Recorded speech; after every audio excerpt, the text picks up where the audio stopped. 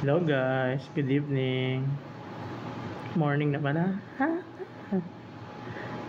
Yan. Nagawa pa ng paraan, no? Okay.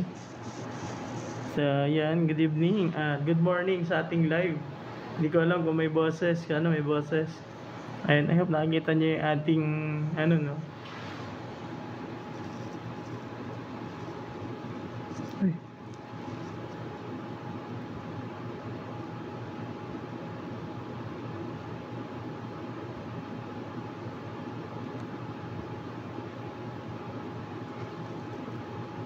Wait lang, ayos na natin.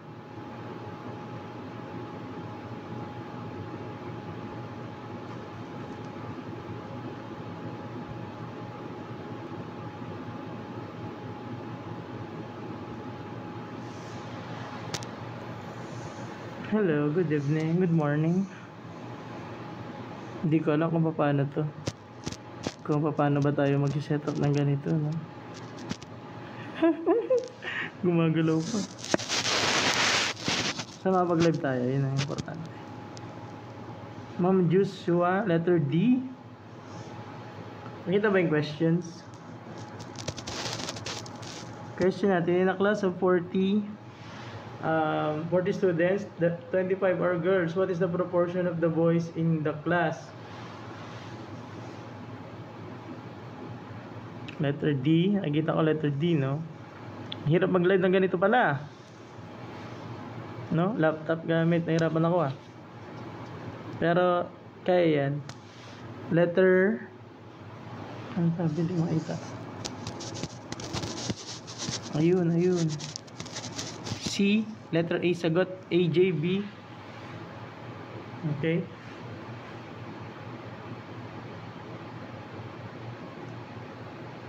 Okay, pag 5 na nagsagot, sagutan na natin. 5 na. Okay? So, sa video, nakikita ko kaya ba? Sulat.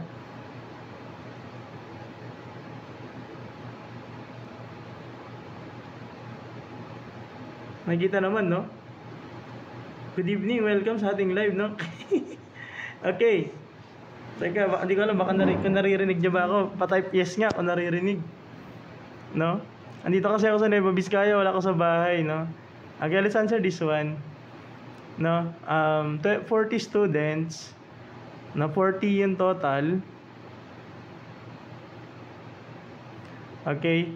Ngayon, 25 girls. Okay, yung boys, syempre ma-minus mo lang. Magiging ilan? 15. No? 15 yung boys. Okay? Ngayon, sabi dyan, proportion daw ng boys in the class. Ibig sabihin, boys to total or yung class, di ba? Okay? So, ilan yon? 25 tsaka 40. Okay? Ay, 25, 15 pala, sorry. Okay? So, 15 is to 40. Okay? Dalawa sagot. Letter A. A. Letter A sagot natin, na. Okay. Letter A, very good, no? Ate, uy, welcome. Ba't ang dami na natin, na? Pasensya na kayo, yung setup natin bago, no? Okay? So, very good mga nakuha ng A. Good luck, Ma'am Jo. No, good luck, Kasama mo ngayon. Sorry, ngayon tayo nag-live. Ano daw? Di ba sagot? Ang sabi daw? What is the proportion of boys in the class? Tama ba letter D yung sagot? May good luck, sana pumasa kayo, ano, yung mga mag-exam ng UPCAT. Sensya na lang na late tayo. A yun, A. Kasi in the class,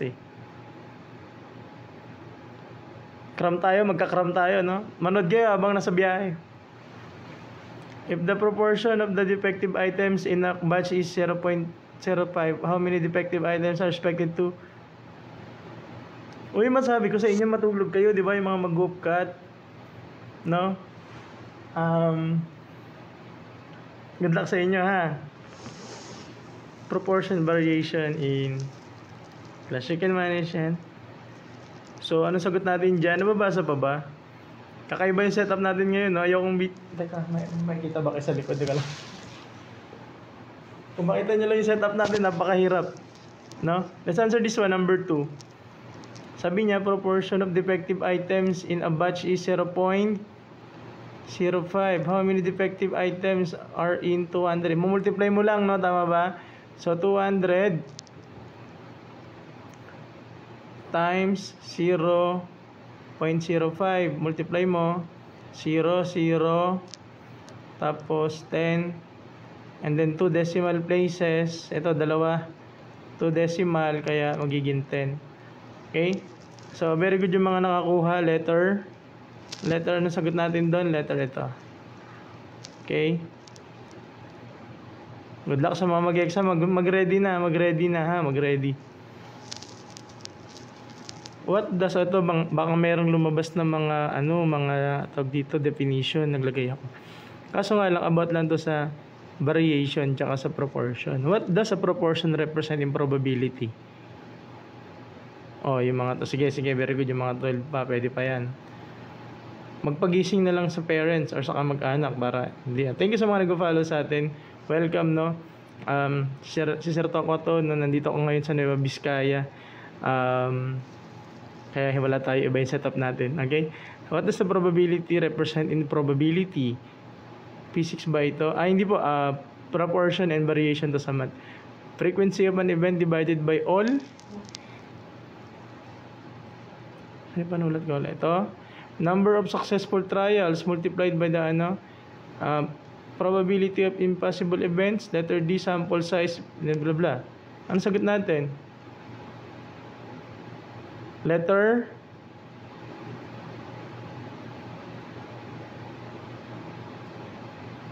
A, no?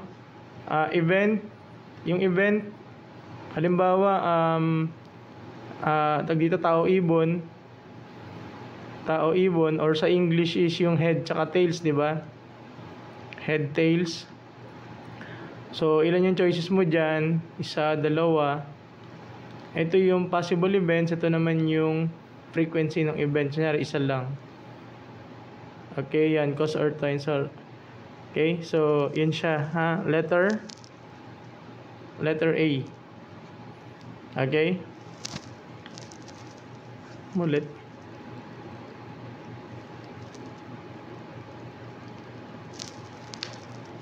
Two events, A and B, are independent. If f of A is equal to 0.6 and B 0.05, what is P of A and B? Go.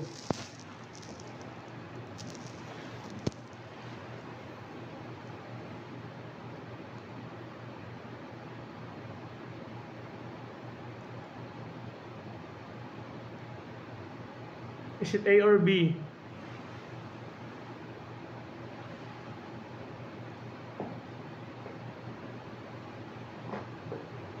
Is it A or B?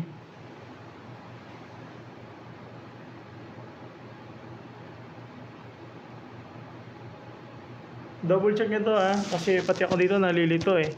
Ang sagot ko dito is letter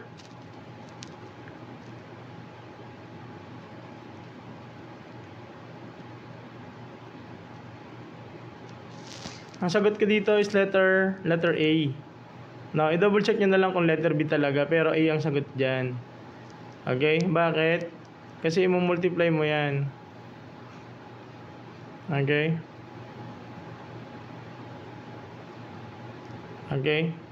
So, letter A. Double check nyo na lang I-double check nyo na lang kung ano yung tamang sagot. Pero letter A yung sagot dyan.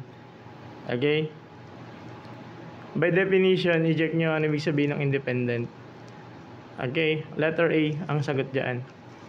Okay? So, thank you sa mga nag-follow sa atin, no? Okay? So, thank you sa mga nag-follow sa atin, nag-share ng ating live. Thank you po. Let's proceed number 6. Okay? A cake is cut into 5 equal parts. If you have 2 parts, what fraction of the cake do you have? Thank you sa mga nag-follow sa atin, and sa mga mag-exam mamaya, Kung nagre-ready na, go. Kung kailangan matulog, matulog. Okay, madali lang to, no? So, yung 5 daw, meron ka daw 5 parts. 1, 2, 3, 4, 5. Dalawa daw yung iyo. O, alam mo, fraction lang, madali lang yan. 2 over 5. Letter C. Letter A, joke lang. Okay, letter A ba? Tama ba? Sir, sa tingin mo po masagutan yung exam in 20 minutes? Pwede siya, no? Kung talagang expert ka na talagang sagutan yung math, no? Okay? So, pag nag-practice talaga, tama ba 2 over 5 yung sagot? 2 over 5 ba? Pwede siya sa upcut, no? Madali lang naman siya. Okay? So, hula-hula na, ha? 20 minutes. Pwede sa high school, pwede sa college. 2-5, no? If y varies directly as x and y equals 10 when x equals 2, find y when x equals 5.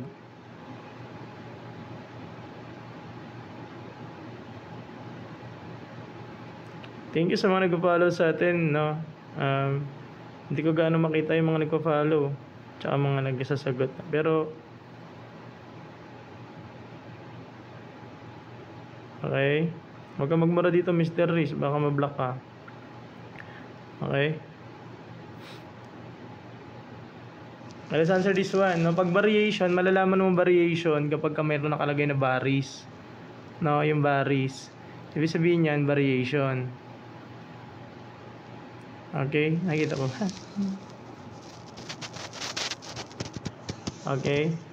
So, okay. Ngayon, gagawin mo dyan y. Pag sinabi mong y varies, ibig sabihin, ito naka-equal siya sa itong directly, no? Directly, ibig sabihin, ganyan siya. Okay, ano to? Ano to? Ano tong x? Ay, sorry. Ano tong k? No, ito yung tawag natin dyan is constant of variation, no? Okay? So, ito, yung sa may varies, ito siya nasa kabilang side.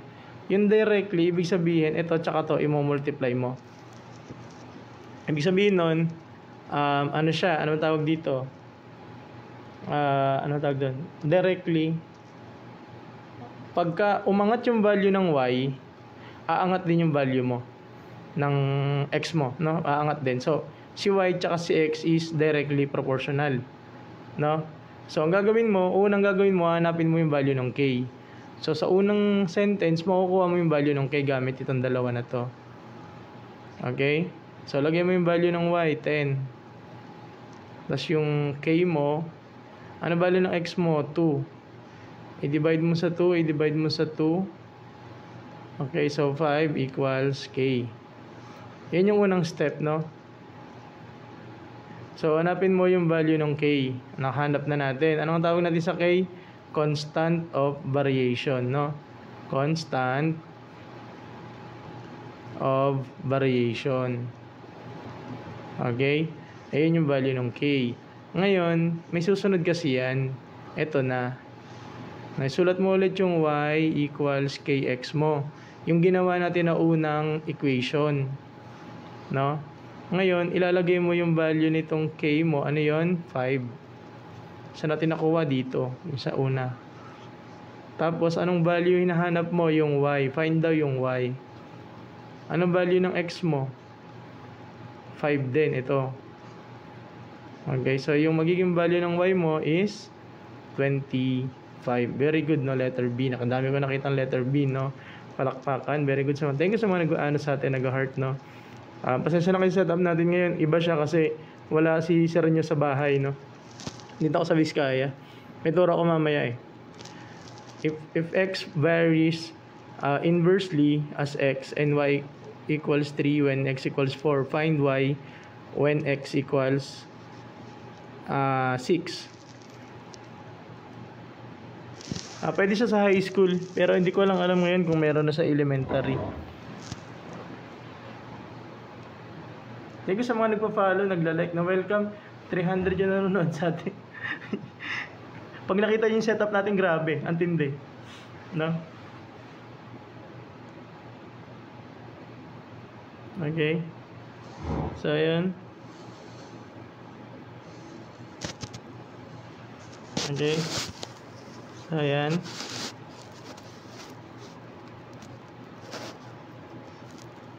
Okay. Sagot? Nakikita pa ba? Teka, gumagalaw yung setup mo. May papakita ko sa inyo yung setup natin, ha? Okay. Pag variation, malalaman mo pag may nakalagay na baris. Okay? Pag nakita mong may baris, ibig sabihin yan, variation. Okay? Tapos ito, gagawin mo agad y equals, no? Tapos lagyan mo agad ng k. Itong k, constant yan eh, constant. No, lagi siyang present diyan, no?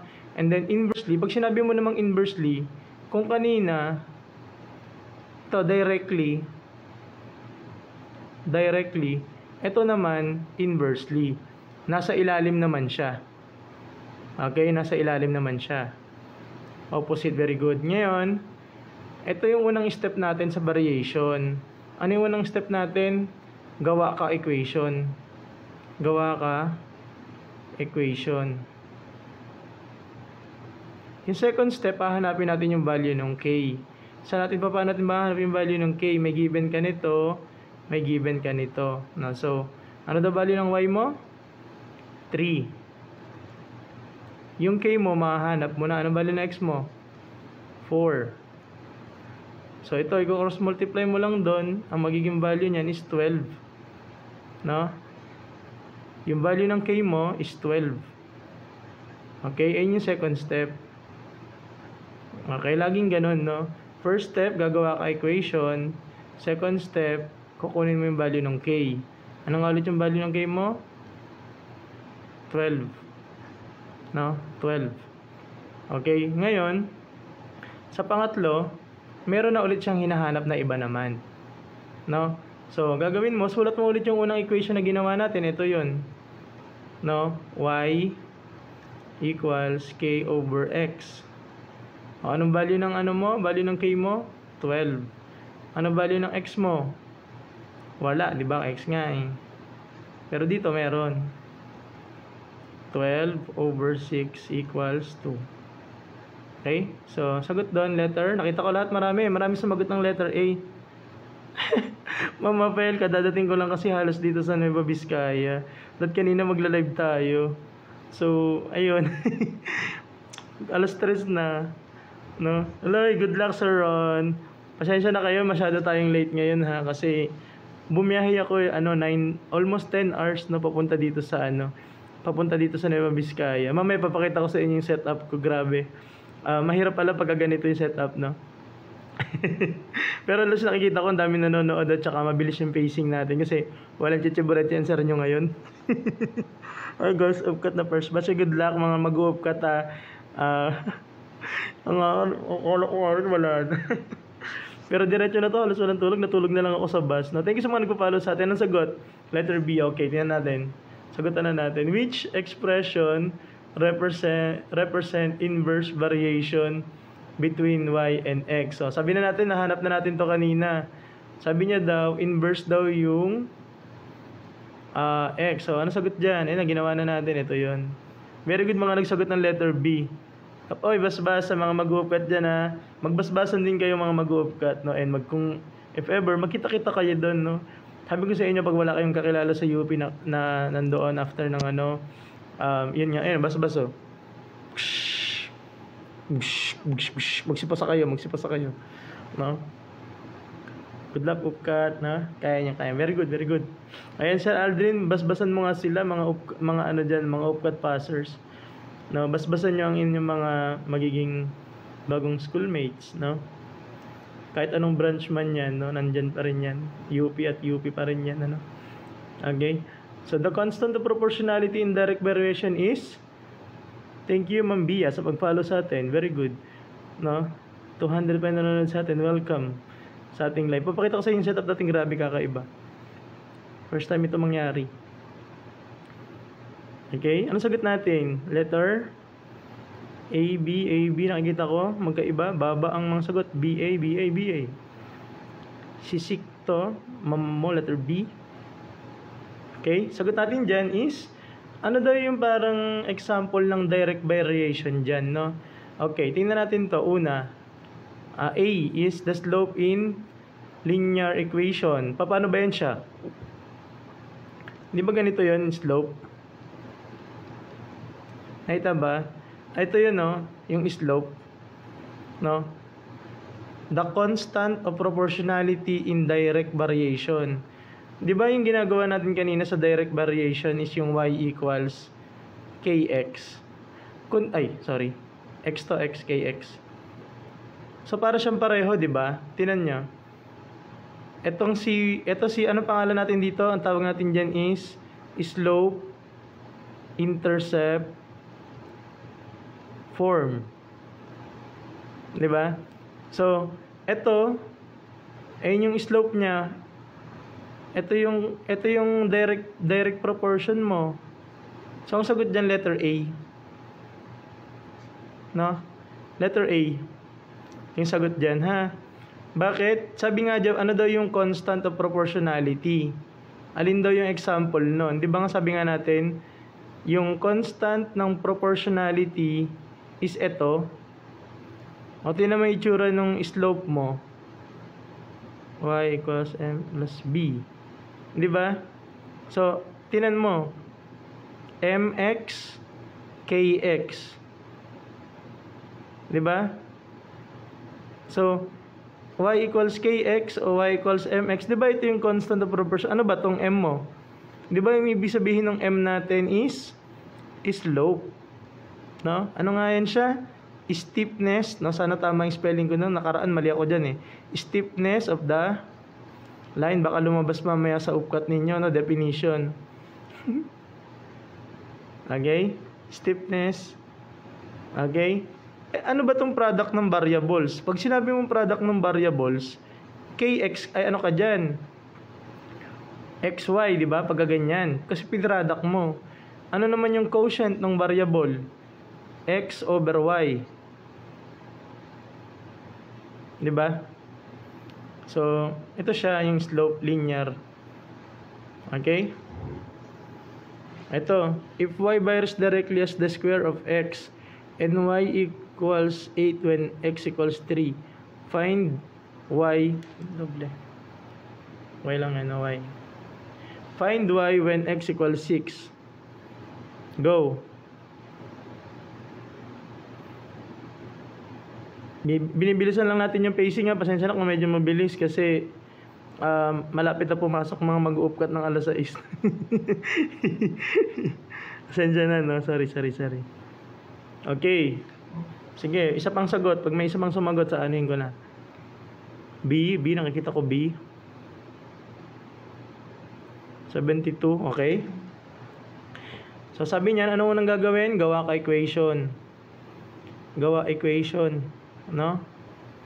Y varies. Ibig sabihin, Y equals directly as the square of X. So, directly, ibig sabihin, nasa taas siya. Sulat mo yung K, ganyan. May square ha, huwag nyo square of X. Ibig sabihin naka-square. So, kunin mo, 18. Yung X mo, 3. No? Ayun yung una natin, nahanapin mo yung X mo. Saan? Nasa past, di ba? X na nga eh.